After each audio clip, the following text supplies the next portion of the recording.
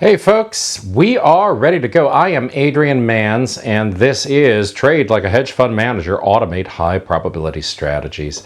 This is a session that I did in Las Vegas, Nevada, and this is something that I think you're going to find interesting because what it does is goes through and shows you how to take trading strategies that have very, very high probability outcomes and then go and automate them and set them up for use during your trading. So this is all about what Julie and I do for a living. We've been trading this stuff for a long time. This is sort of the core of what we do. So the strategies that I'm going to talk about today, there's one called Fastball. There's just a bunch of stuff that I do every day in my own trading, and I think that you're going to really enjoy. There's also all the stuff that's included in that free trial that we gave you to everything that we do. So you've got 4 weeks of just watching us trade. If you're watching this at David Kosmeter's market timing event, then what you can do is at the end here, I'll give you a thing that you can just set up and you can participate in the trial as well. You're just going to email me at Adrian, Adrian, at TradeOutLoud.com. There's no credit card required, none of that stuff. So you're just going to come in, you're going to see if this works for you. If it does, then you'll probably wind up trading with us. If it doesn't, then it doesn't match your psychology and you'll wind up doing something else. So let me just tell you before we get started here that I'm part of a trading team. And Julie and I have been trading together for a very long time. This has been since 1997 that we've been doing this. We did this in graduate school. We started a trading business based primarily on the fact that we were trying to crunch a bunch of numbers. We were trying to crunch data. We had a lot of support from faculty out at the Claremont Graduate University. Peter Drucker was on my committee, and he suggested, he said, look, you've got a profitable business that you started while you were in graduate school. You would be nuts to do anything else once you got done. So we went and decided to forego a lot of the sort of career path things that we had in mind. And we spent a lot of time down on the floor of the New York Stock Exchange. So that's what you see in this picture, is us at the NYSE, and that's over the years. The last one there with the Trader Insight background, that was just this past year. And we've been doing quite a bit of work over time, analyzing data, trying to get the feel of, what is it that makes the NYSE different than the NASDAQ. It used to be the case that it was a specialist system. So every transaction that was handled on the exchange was handled by a single person. So he was in a booth. And let's say it was my friend Jason at the Barclays booth. He was handling Michael Kors. He was handling Harley. He was handling Disney. And when he did these trades, what you got a feel for was the personality of the stock vis-a-vis the personality of the guy who was trading it. So that was fascinating to us as psychologists. Over the years, the whole thing has shifted a little bit. My background is actually organizational psychology. Julie's is social psychology. So we're not therapists, but we're very interested in the dynamics of what makes something work. And, NYSE was very much about this open outcry and specialist kind of an environment. NASDAQ was, at that time, very much sort of a pink sheet kind of a trading environment. Things have converged. So now things are much more similar between NYSE and NAS, and we sort of make our home in both places. Over the years, we've published a ton of stuff. So you'll find us in all the magazines that are popular. There's a book called Breakthrough Strategies of Wall Street Traders. That was a fellow who did a discussion about who I am and sort of what I do and what Julie and I do. And he profiled some other people in there as well. But overall, when you go to grad school, when you decide you're going to be a doctor in something, PhDs publish, and we've done a lot of publishing. So you can see here, these are the books that I've done. Around the Horn, A Trader's Guide to Consistently Scoring in the Markets. That was the cornerstone of everything that we've put out there so far. One of the strategies we're going to talk about today is straight from that book, and it's the cornerstone of everything that we do. And as a matter of fact, in Trade Secrets, I went and expounded on that strategy and showed people how you can use it in multiple time frames, how you can go and make this a trading business in and of itself. And, you know, the rest of the books there are the worldwide releases of everything that I've done. Around the Horn is not available right now. It'll be available again later this year. Publisher asked me to go and really expand on the psychology section. I'm going to say when we started trading, people weren't really interested in the psychology. People just wanted the patterns. And that book very much addressed sort of the need that people had to understand why markets move, how markets move. Used to be called a multivariate analysis of covariance in the United States equities markets. Publisher said, you better name it something else. Better make it a sports metaphor or an analogy that people can relate to, because not many people are looking for multivariate statistics in their daily trading diet.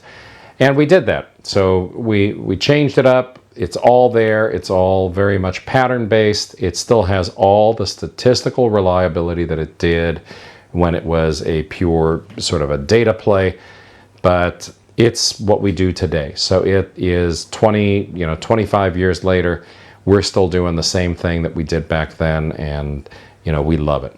So we've done a bunch of teaching over the years. We've got our own little university that we do. The Income Trading Academy and the boot camp are certainly the core of our teaching. We've got lots of people who apply for that thing, not so many who are accepted. About 600 people apply for it a year. 20 are accepted to each boot camp. We do 2 boot camps a year. That's because we like to do almost a one-on-one kind of a mentoring thing, and you can't do that with a ton of people. So we keep it focused and we keep it small. We do this thing, as I said, twice a year down in Miami Beach, and it's the source, it's the base for all of the education that we do. And all the guys who have taken it, with the exception of maybe 2 or 3 over the years, and we've done this for 11 years now, are still with us today. It's not cheap. It's good trader education. I mean, by the time you're done, this is a $15,000 process, and we still get all these applicants who are looking to do it because it's worth it. It's a great experience. And when you come out on the other side, you're ready to go and trade. Let me tell you that there's just a shameless plug here. Julie and I are also going to be the hosts of a show called Trader Nation. So Trader Nation is all about the psychology of trading. It's all about what it takes to be a trader, what it takes to get profitable. The first episode was called The Gamblers, because inevitably you're going to run across people who have that personality trait. And we look at 2 people in that episode, and we went through and we said, well, what's the difference between somebody who's got a gambler's personality and is able to succeed, and a gambler's personality that comes back and bites them? So it's that kind of a show. It's not really like a bar rescue or something where we go in and talk about somebody's deficiencies. It's where we go in and talk about people's strengths, what it is that makes them behave the way that they do, why it is they're wired the way that they're wired. We also, of course, look at the markets, talk about sort of the psychology of markets in general, what it is that's going on in terms of economic news, in terms of earnings, in terms of all the things that shake markets. When markets quake, what is it that determines how people are going to behave, how people are going to react? And that is then the show that we're doing.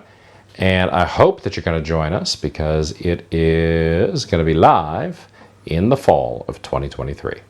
So again, this is all about what Julie and I do, how we make our living, how we do our trading.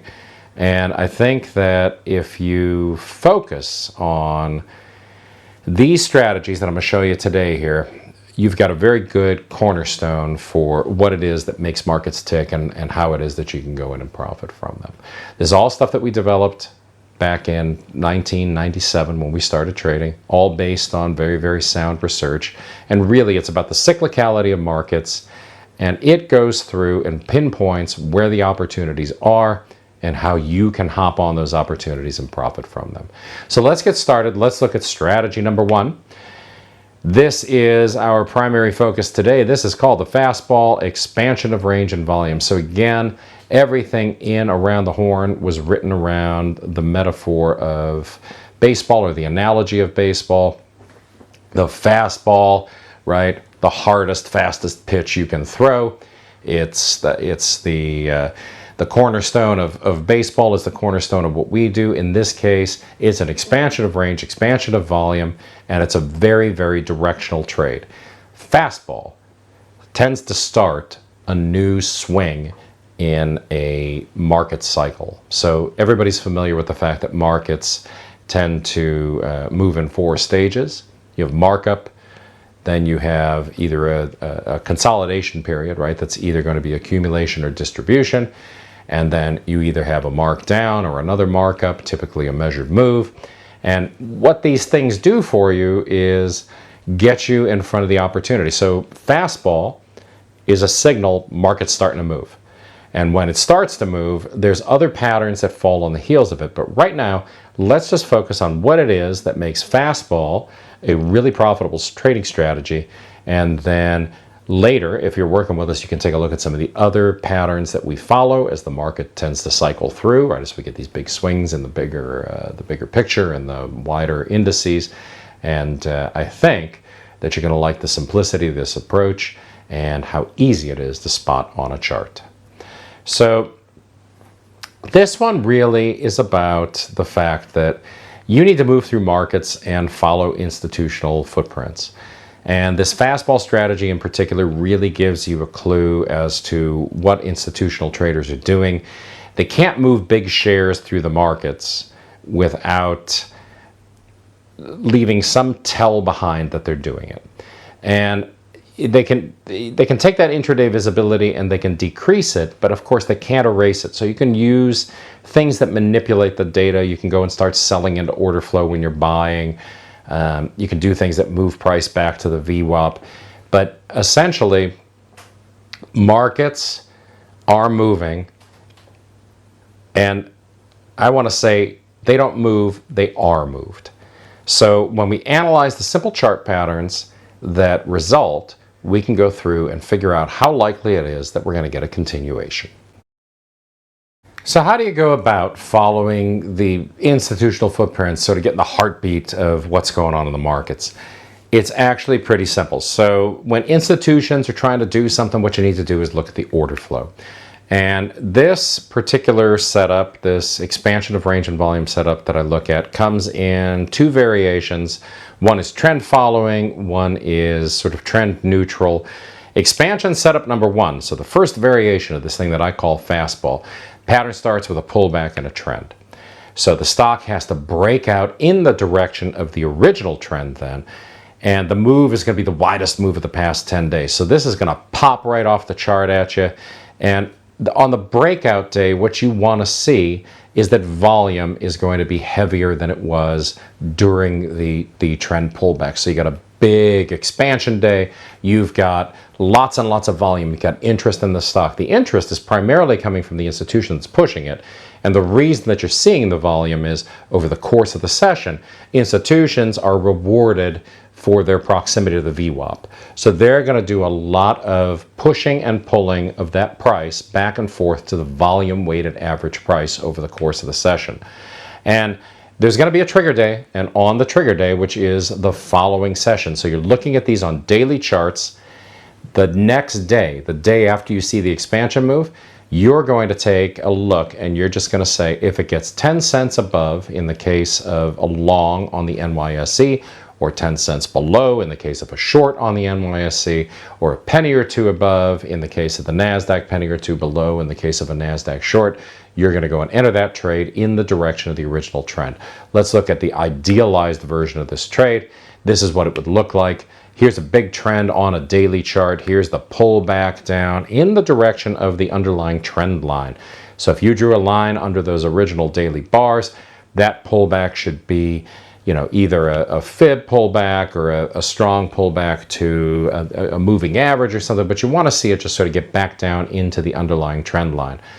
On the day that we get our expansion of range and volume breakout, you want to go long 10 cents above the high of the bar that creates this fastball setup. So 10 cents above the high of that bar with the up arrow on it, that is where we would get long the following session, and then we're going to target natural support and resistance, and we're going to use natural support and resistance on an intraday chart to set our stops. Same thing for a short. Here you're looking at a downtrending stock. It pulls back, it goes up into the range, and then we get the breakdown move, expansion of range, expansion of volume, and the next day we're going to want to go short 10 cents below the low of that bar. The second type of move that we're looking at involves having a consolidation. So this is where you're going to see a markup or a markdown go into an accumulation or a distribution range. Of course, you don't know whether it's accumulation or distribution until it makes the breakout move, and that breakout move is the thing that tells us that we want to participate. In this case, the stock breaks out of the channel, it moves, makes the widest move the past 10 days. Volume's going to be higher again, just like on the pullback version of this. And once we see all those pieces in place, on the NYSE, we're going to look for a move 10 cents beyond the extreme of the breakout bar in the direction of that breakout bar's momentum. And really, it's pretty simple to spot. So you see a consolidation form after a trend, and then you see this wide range bar up and out. This is the continuation version. You can also see a volume channel to the upside, big volume, big price moves, gets into the sideways consolidation. That consolidation becomes a distribution range, and then we get a breakdown, and now you're going to go short below the low of that expansion of range and volume day. It could be trending to the downside, and then consolidate, and then have a continuation move, just like it can to the upside. And here again, you're going to want to get short below the low of that bar. And if it's a reversal, got a downtrend into an accumulation, and then a move to the upside. And in this case, what you're doing is you're going long. You're going to try to target probably those highs that form support and resistance on the way down. But all this analysis is done from daily bars. And here you can see this strategy is, a remarkable part of our trading business. So that big piece of the pie, that blue piece of those two top pie charts there, those tell us that the expansion of range and volume appeared more often in our trading last year than the other patterns did. And if you look at it, you can see that the pattern distribution versus the triggered pattern distribution, they're in agreement. So all those pieces of the pie line up, and the important thing about that is the pattern distribution, that represents how many times did I find this pattern as a suitable pattern for the following trading day. The triggered pattern distribution shows how often did it actually get me into a trade. And the reason that I look at those two pies is I want to make sure that I'm not cherry picking patterns just because I like them. So you don't want to have a bias in how you set up your trading plan. You want to make sure that you're trading what the market's actually telling you to trade.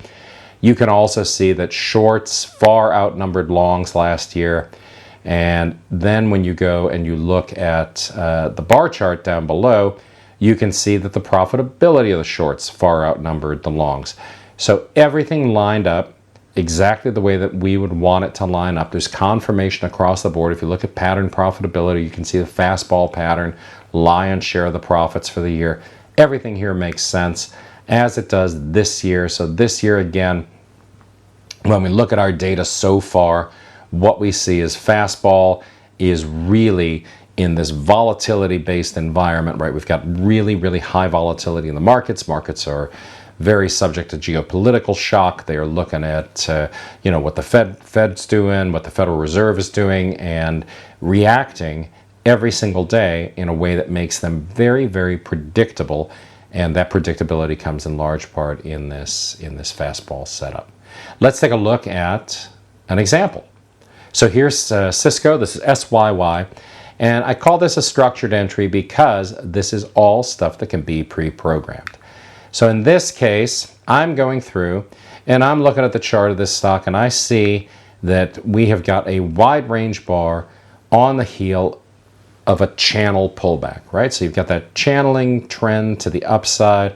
It goes and it sort of reverses the last of the wave that was lower, gets right up into overhead resistance, and then we start seeing selling again. Institutions are going to come back and start selling at the same levels over and again, because if they don't finish the job that they're doing, they'll just wait for price to come back to them.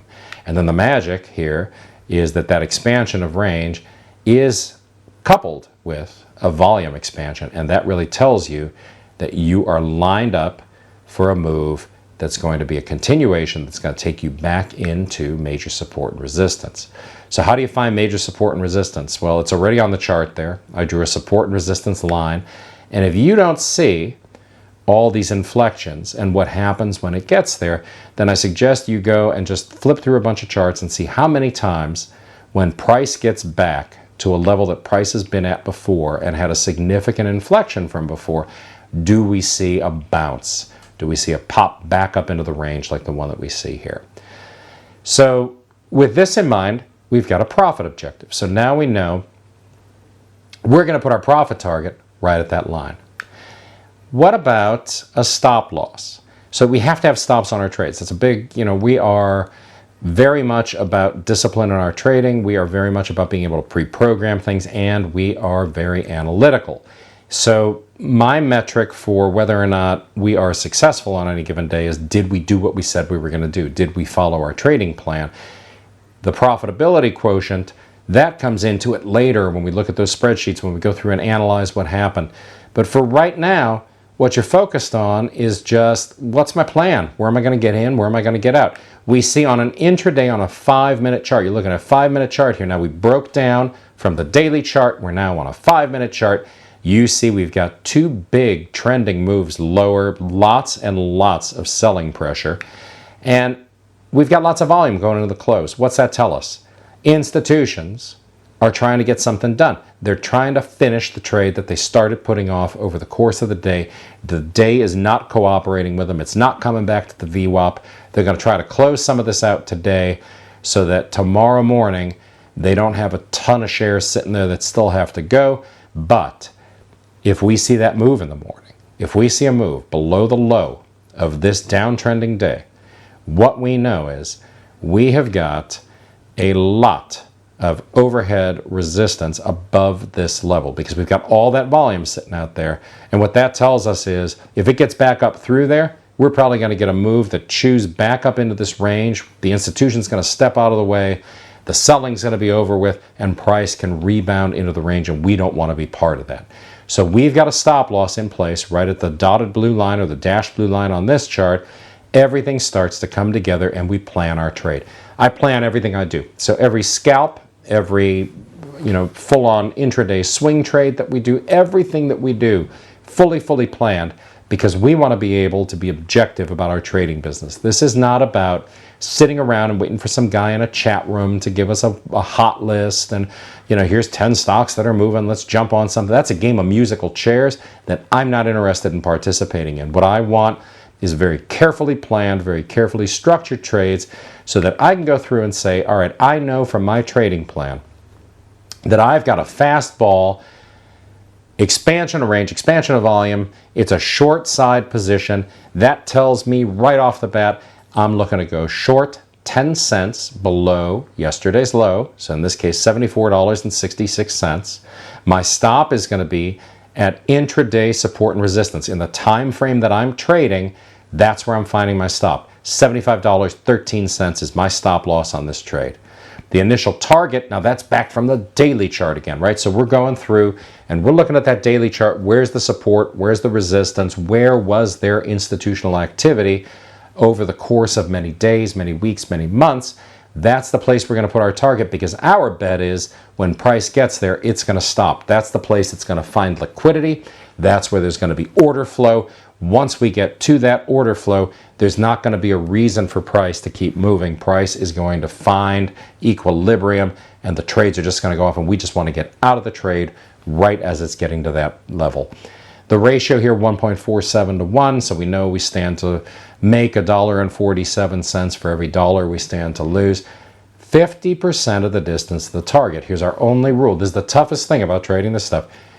50% to the target, $74.32.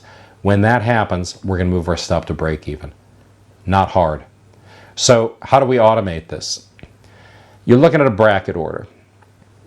Now, you want to go and size this according to your psychological comfort level. Don't go and trade 1,000 shares on something like this. Do 50 shares or 100 shares or 200. Whatever it is that you normally trade. Get to know these patterns. Get to understand why they work, how they work, and put yourself in a minimal position of risk. Always just trade with, it's almost like funny money. I don't really recommend paper trading too much because I've never known an unprofitable paper trader. Most paper traders are doing better than they're ever going to do in real life. It helps to have a little bit of skin in the game. But don't go nuts. Just go in there and make sure that it's not going to hurt you. It's not going to be something you have to explain to somebody if it goes against you. This is just getting a rhythm for how this works. So you can see here I've got a stop price and a limit price. Stop limit orders are actually not accepted by the exchange. These are going to be housed on your software server. So in my case, I'm using a piece of software called Realtick. Realtick is a very, very capable platform. It's probably the most capable platform. And what this thing does is it goes and it keeps my trades out there with all the hedge fund traffic on earth, right? So a lot of hedge fund traffic goes through the Realtick servers, and they're doing the same thing that we are. The trade is being held as a stop limit order, and when price hits the stop price, that 74.66 level, this becomes a marketable limit order in the markets at the exchange, and we go live, and between 74.66 and in this case 74.60, we've got room for a little bit of slippage, about 6 cents. This is a very liquid stock. It's going to get us filled in the market. And then what's going to happen is if we hit $75.13, it's going to take us out for a stop. If we hit $73.97, it's going to take us out at the target. And that is the way that we book all of our trades.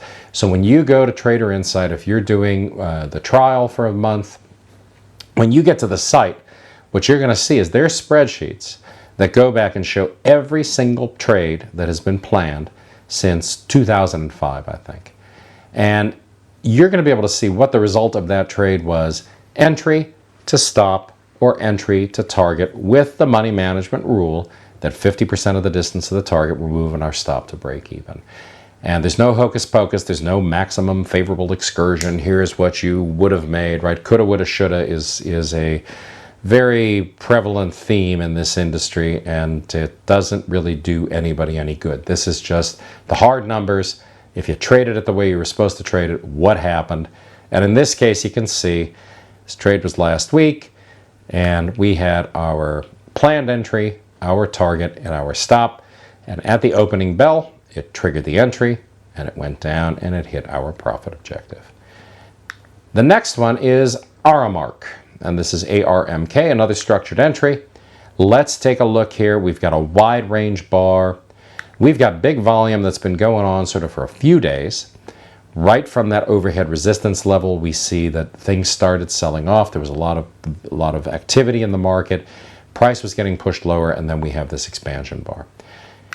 What it tells us is if it gets down to this support and resistance level after a move lower, we are most likely going to run into an area of consolidation or possibly a reversal back up into that range. We don't want to be a part of that. So we're going to set our profit objective right at that support and resistance line. You should be able to go through and just eyeball where are there lots of opens, closes, highs, lows, just things that overlap in the markets.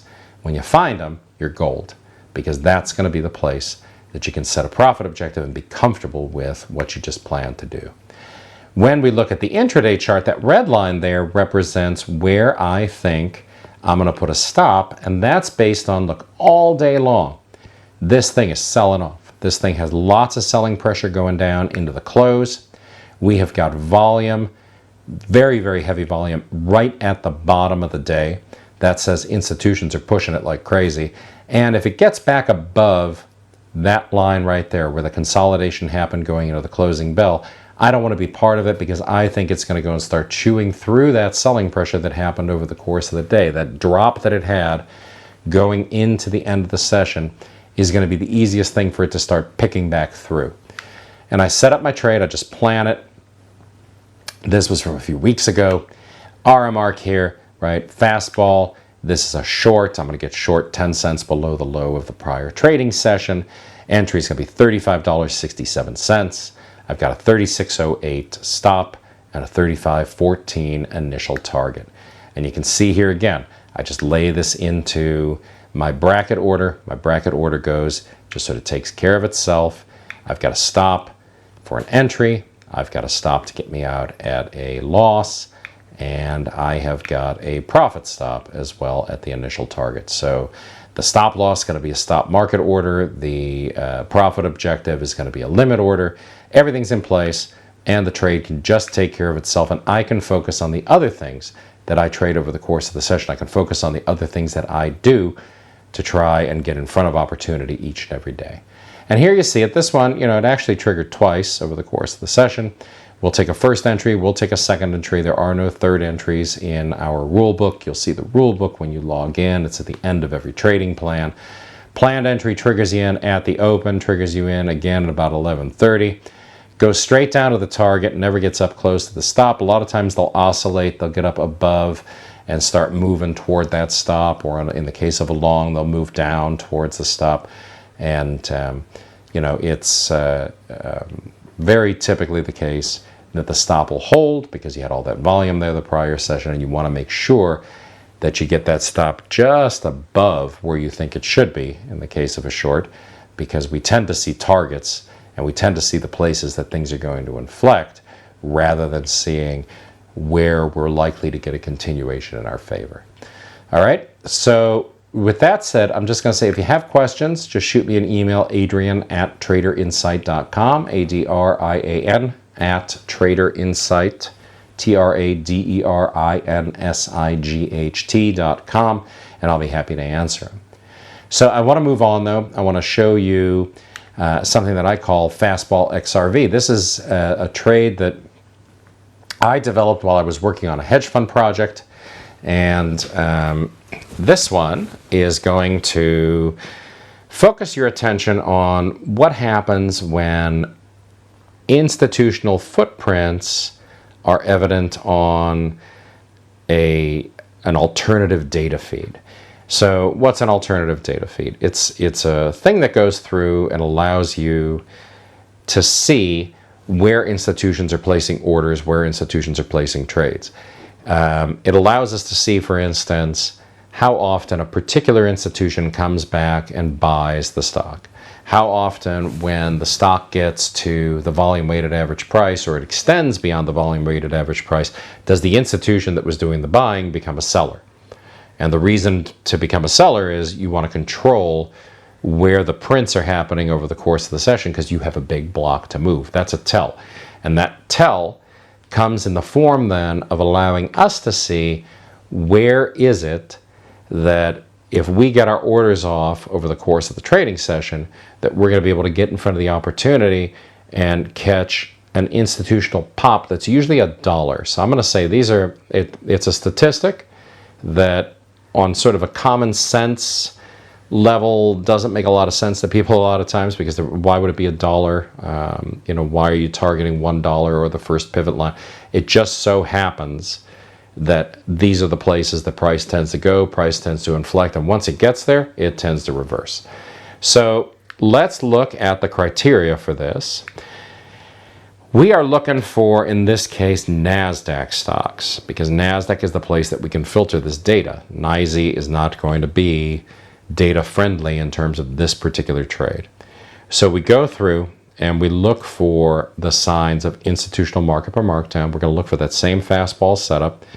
We're going to look at the tape, as I said, to see where is that activity happening, and once the activity is present on the tape, how much can we predict? How much can the model goes through and it does a covariate analysis and tries to figure out whether or not there's a significance to the institution that's doing the buying in terms of where they're trying to keep price over the session. You're going to look at the bid-ask spread, determine is it suitable for you to trade. And as I said, The profit objective is either going to be the first floor trader pivot, that's in everybody's software, just look for floor trader pivots, pivot lines. The first floor trader pivot that gets in your way, or $1 per share in profits. Whichever one of those happens first, that's where you're looking to get out of this. For a long to trigger, it's the price has to be less than or equal to the prior session's high, so we want to start on the right direction, in the right direction, I should say. We want to make sure that price is moving up to our entry price, not falling down from above somewhere. We don't want to get in on a gap that's now falling. Don't want to get triggered in just to get stopped out as it heads towards the stop. So you always want to make sure that your directionality is correct. You want to get in when price is moving in the direction of the trade. Never get in when price is moving against us. For a short, same thing. Price has to be above the short sale entry price. If it is at the open, then we're looking to take that position. As soon as the market opens, we'll take an entry. So here's Rapid 7. This is a really good example, clean example of what happens here. We see we've got this expansion of range, expansion of volume. Stock has been moving up anyways. The stock's in a pretty good trending move, and we see that in the area that we've based, in the area that we've got this expansion of range and volume move, we have got lots and lots of heavy buying going on. When we break it into an intraday chart, here again, you're looking at a 5-minute chart. You see over the course of the session, you've got this escalating buying. You can sort of see how they're bringing it back into the range. They'll pressure it higher, then they'll start selling into it. When they sell into it, as soon as it gets back down to where that VWAP would be, they start pushing it again. And you can really go through, and you've got a tell here.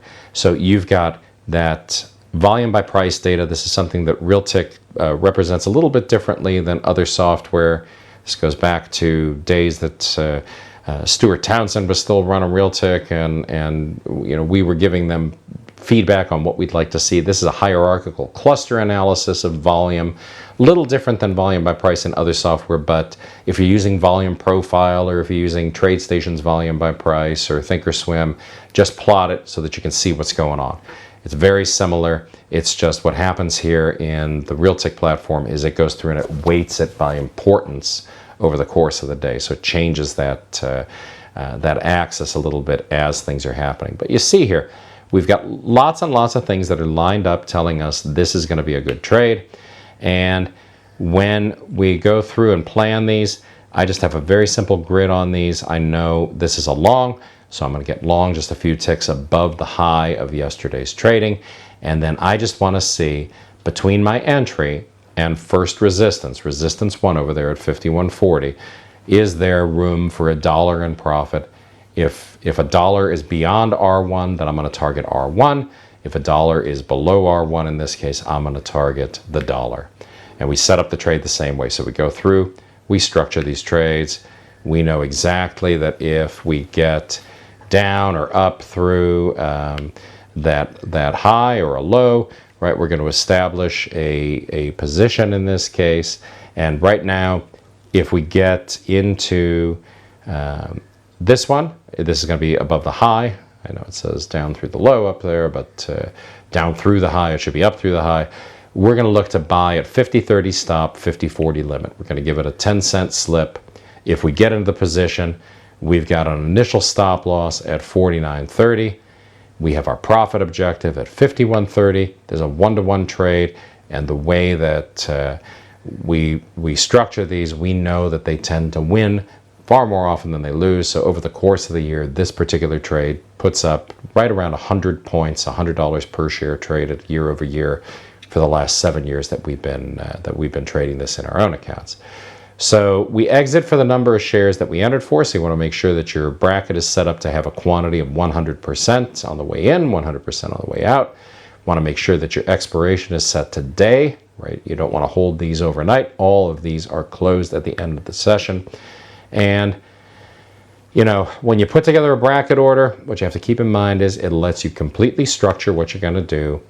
That is effectively an OCO order. So a lot of you have TradeStation, or you're using some other platform, and the other platforms, they might be called OCO orders.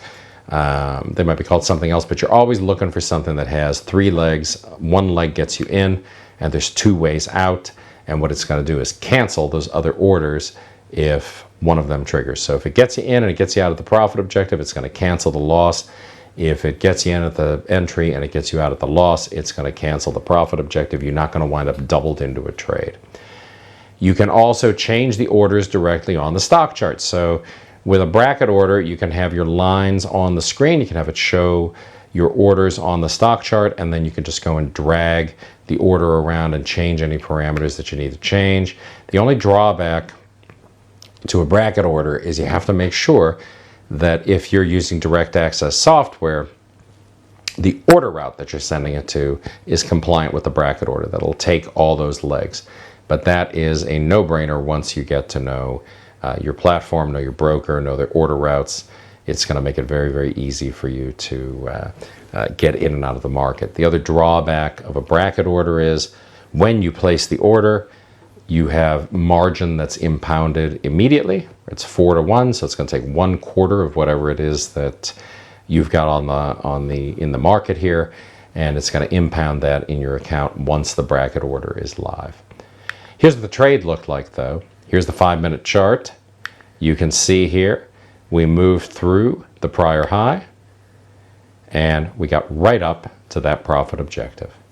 These tend to go in the first 5 minutes of the day. I don't find any benefit whatsoever in sitting it out, waiting for the market to settle in, that kind of thing. I just go live when the market goes live.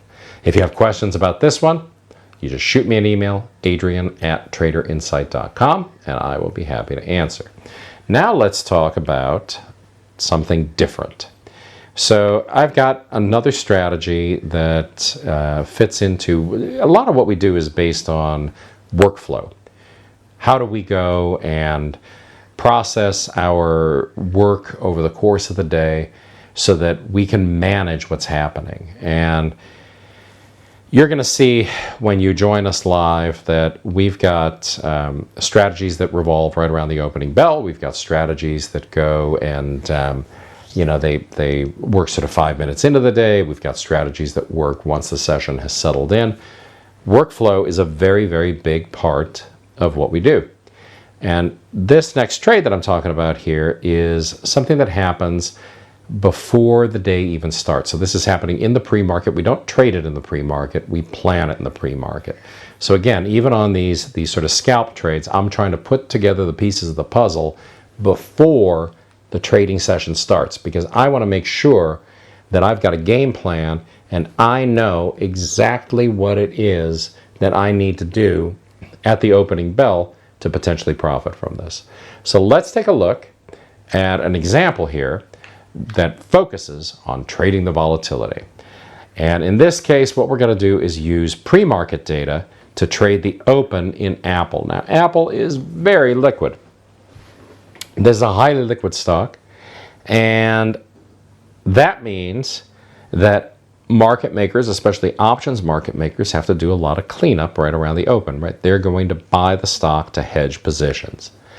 And here what you see is we've got pre-market activity. So this box right here, this is the pre-market. So Real Tick lets me look at pre-market trading activity going all the way back to 4 a.m. Eastern. And really what I'm looking for is a significant spike in one direction or the other, especially when it lines up with one of the pivot lines for the day or prior support and resistance from previous sessions. In this case, what you see is that we had a nice dip that got down below that green pivot. That is support 1, first support on a chart.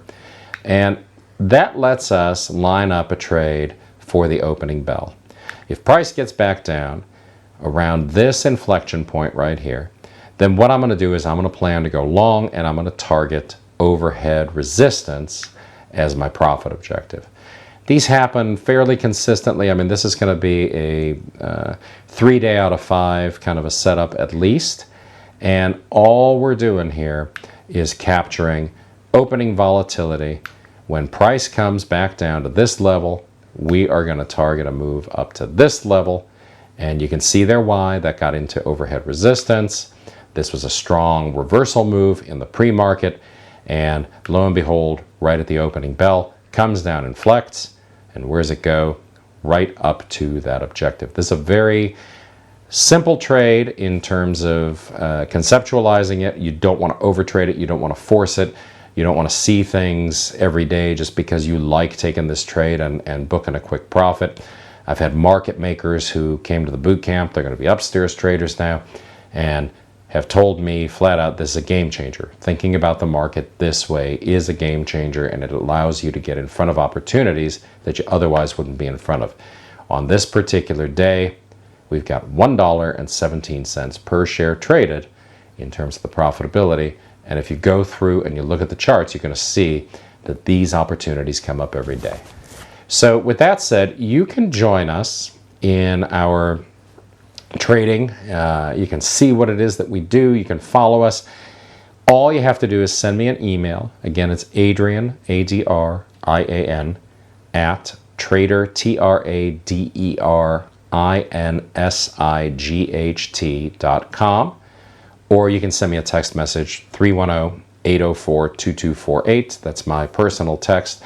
What it's going to give you is 4 weeks of access to the website. You'll get all of our trading plans. You can look right over our shoulder every single day and see what we're doing. And again, it's proactive. It's looking forward. This is all forward-looking stuff, and it tells you exactly what all the levels are. So no hocus pocus. You're going to see exactly what our NYSE trading plan looks like. You'll see exactly what the NASDAQ volatility band plan looks like. That's a different thing that I talked about here. Very similar to Apple, but what it does, it trades like Microsoft, it trades Meta, it trades Netflix, it trades Tesla. All the levels are defined ahead of time. There's a cast of characters there that are stocks that are trading upward of 10 million, 15 million shares a day. Very, very liquid. We're going through, we're looking for the liquidity pools, and we're looking to trade them the way that a market maker would trade them. We're looking to trade them, hit them just the same way that a program trade's going to hit them. Then we've also got our first hour trading pit where we do gap trading. That's a statistical process control that we developed. It's called Baltimore Chop. For those of you who went to the paid session in Las Vegas, the big session, you know all about that. It goes through and it handicaps. Once you're out 2 standard deviations, you've got a 95% confidence interval around your mean that says you're probably going to have a move back towards the average. Lets us go and capitalize on that in terms of the gaps. And pretty much Tuesday through Friday is when we've, well, for sure Tuesday through Friday is when we've got our trading pit open. That's because that's when there's earnings. And earnings are what drives most of these things, but it's also the days that I have a live stream video that I send out during the day for the triple Qs, the NQ, and those are going to be some very, very actionable things that are happening over the course of the day. I'm not going to sit in the chat room all day and talk about them. I'm going to send them out. You get a live link when I'm going to go live. You can watch the live presentation, or you can go and watch the replay. One way or another, what it does is tells you what our strategy is going to be for trading the index. I trade the Qs because it takes banking and oils out of the mix. I don't like trading banking and oil. And it's going to give you a real good grip on sort of how we break up the workflow over the course of the day. And then you can also get a download of 3 strategies that one of them that I talked about today, as well as that opening gap strategy, so that you know what it is that we're talking about when you come to the live meetings each and every day. So include your email address and include a phone number that can get text messages, because text messages are how we notify people that the live stream is coming. Emails don't really work because people are not watching their emails over the course of the day. And if you get the message late, the message is de facto useless. But that is it in a nutshell. So that's a very small portion of our trading business. A bunch of you wanted to see a replay of this thing, so here it is. A bunch of you are watching this for the first time at David's conference, and welcome everybody. For those of you who were at the Money Show at the Traders Expo, start logging in. Tomorrow is the day that is going to start some pretty active stuff. Tomorrow's Tuesday. For those of you who are watching this on Tuesday with David, go ahead and send us that email. There's no credit card required, none of that stuff. You're just going to see what it is that we do. If you decide you want to work with us, if you decide it's a good fit for you, we can talk about that later. But for now, all you're doing, logging in, you're not going to get bombarded with a bunch of marketing stuff. We don't ever sell anybody's name to anybody. You're just going to come and see what we do, how we do it, and how we structure our trading day. All right, so hopefully we're going to see everybody soon. And I wish you all very good luck with your trading. And again, if you have questions, you can shoot me an email. I know it was sort of a fast presentation today, pretty information dense. That's the way I like to do them. I like to get a lot of stuff in your hands and in your head, just showing you how it is that we've gone through and really kept our passion for the markets for the last 25 years. It's hard to believe, but it's been 25 years and we just love it. All right. I will see everybody. Thank you, David, for hosting this. You are awesome.